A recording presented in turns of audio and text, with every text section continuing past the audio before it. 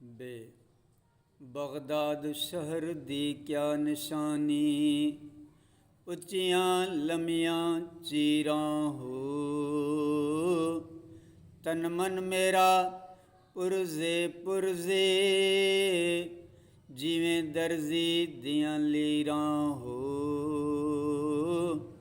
इन्हां लीरां दी गल कफनी पा के, रुलसां संग फकीरां हो। बगदाद शहर दे टुकड़े मंगसां बाहू, करसां मीरां मीरां हो।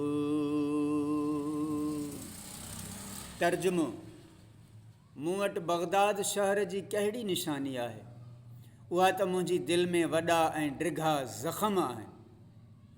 मुंहिंजो जिस्म ऐं दिलि व जान दर्द फ़िराक जे करे अहिड़ी रीत पुरज़ा पुरज़ा थी चुको आहे, जीअं दर्ज़ी कपिड़े खे सिबण लाइ पुरज़ा पुरज़ा कंदो आहे।